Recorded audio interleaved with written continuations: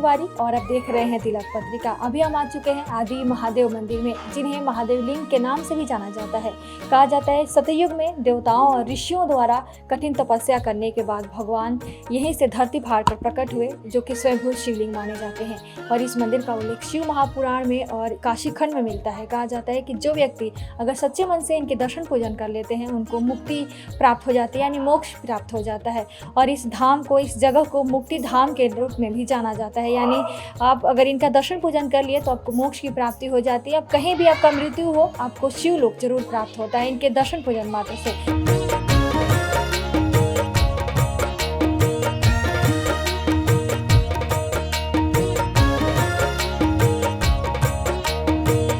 हम लोग काशी में यहाँ सैकड़ों वर्ष से रह रहे हैं। ये सब जो पुराने मंदिर हैं, यहाँ तक हर व्यक्ति पहुँच नहीं पाता। आप लोग के माध्यम से ये मंदिर में लोग आए और ये आदि विश्वनाथ के नाम से मंदिर है। और काशी विश्वनाथ के समय से लोग जो है, यहाँ जो लोग थे उस समय से लोग यहाँ जो है तपस्या पूजा पाठ करते थे। आपने क्या अनुभव किया है यहाँ पे आने के बाद? देखिए, काशी के सभी मंदिरों में ये तो है ही है, काशी के सभी मंदिरों में जो लाभ है वो कहीं नहीं है, क्योंकि सभी देवताओं के जो मंदिर अलग अलग स्थानों पे हैं, वो काशी में एक स्थान पे आपको सारे मिल जाएंगे। जैसे कि 12 ज्योतिर्लिंग है, 12 आदित्य है, 12 वो है 9 दुर्गा है, 9 गौरी हैं, ये सब काशी में मंदिर हैं। और ये मंदिर तो बहुत पुराना है और यहाँ खुद ही भगवान जो है तपस्या किए हुए हैं, इसलिए आदि विश्वनाथ के नाम से, आदि महादेव के नाम से ये मंदिर प्रसिद्ध है।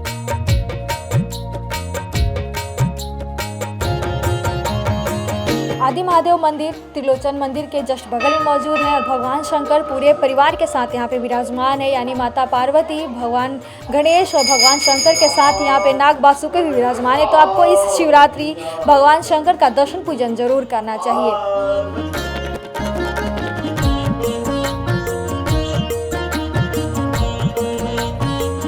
काशी खंड में जो है इनकी कथा आती है और करीब यह जो है काशी खंड में 25वें श्लोक से लेकर के आपका 69वें अध्याय में, ये आपका 25वें श्लोक से लेकर के आपको 35वें श्लोक तक जो है इनकी कथा आती है। 69वें अध्याय में जो ये श्लोक में जो कथा आती है, ये कथा इस प्रकार है कि ये आदि महादेव जिनको कहा जाता है, ये पहले महेंद्र पर्वत से महालिंग, या पहले महालिंग इनको कहा जाता था। महालिंग हैं ये, महेंद्र पर्वत से आकर के स्कंदेश्वर के निकट उपस्थित हैं। ये महाव्रत महालिंग महेंद्रादि सह महेंद्रादि संस्थितम स्कंदेश्वर समीपे तु महाव्रत फलप्रदम, स्कंदेश्वर के निकट है। आदि युग में देवता तथा ऋषियों के स्तवन से प्रसन्न होकर के यह महालिंग दुर्भेद भूभाग का, यानी कि जमीन का भेदन करके उत्पन्न हुआ।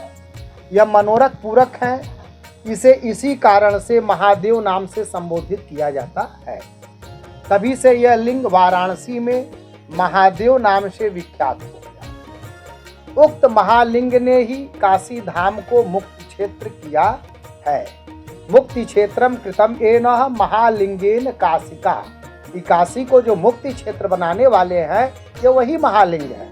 उनके बारे में कहा जाता है कि जो मानव अभिमुक्त क्षेत्र में महादेव का अर्चन करते हैं, जहाँ चाहे उनकी मृत्यु हो, अगर वो अर्चन कर रहे हैं, पूजन कर रहे हैं, काशी छोड़कर कहीं भी उनकी मृत्यु होती है तो वह शिवलोक को गमन करते हैं।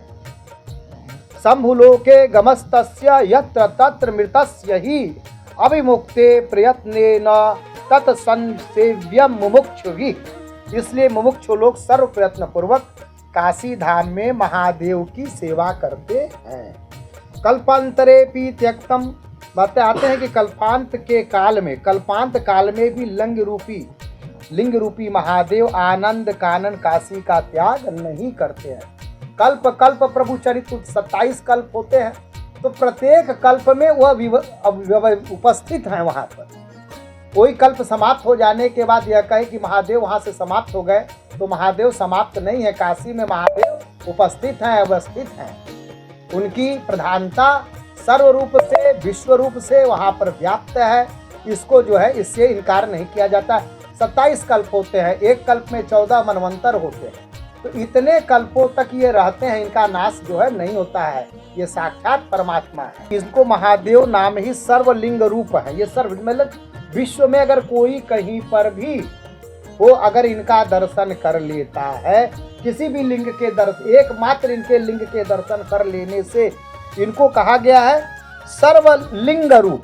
इनके दर्शन करने से विश्व के संपूर्ण लिंगों का दर्शन हो जाता है, संपूर्ण शिवलिंग का दर्शन हो जाता है। सर्व महादेवेश संज्ञा वै सर्वलिंग स्वरूपिण वाराणस्यां महादेवो दृष्टै लिंग रूपधारिक तेन त्रैलोक्य लिंगानी दृष्टानीह न संशय। तीनों लोक के लिंग का दर्शन करने का, विश्व का ही नहीं, तीनों लोक के लिंग का दर्शन करने का फल जो है मानो त्रैलोक के सभी लिंगों का दर्शन प्राप्त कर लिया है। मनुष्य वाराणसी में एक बार महादेव की अर्चना करके कल्पांत तक परमानंद पूर्वक शिवलोक में एक बार अर्चना कर लेने से वह शिवलोक में वास करता है। वाराणस्या महादेवम समभ्यर्च सकिन्नर आभूत संप्लवयावच्योलोके वसेन मुदाहा। यानी प्रसन्न पूर्वक शिवलोक में वास करता है। पवित्र आत्मा व्यक्ति होता है जो श्रवण मास में के पर्व के दिन में लिंग रूपी महादेव को यज्ञोपवीत प्रदान करता है।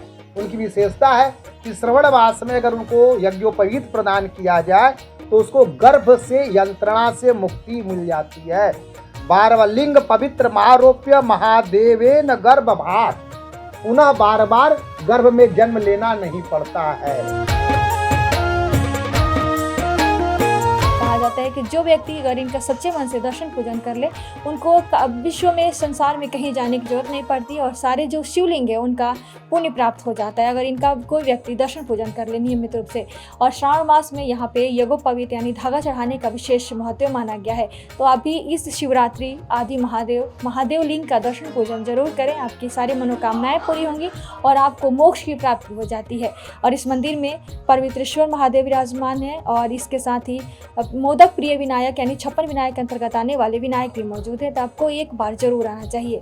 कैमरा पर्सन दीपक गुप्ता के साथ मैं प्रियंवदा तिवारी, देखते रहिए तिलक पत्रिका।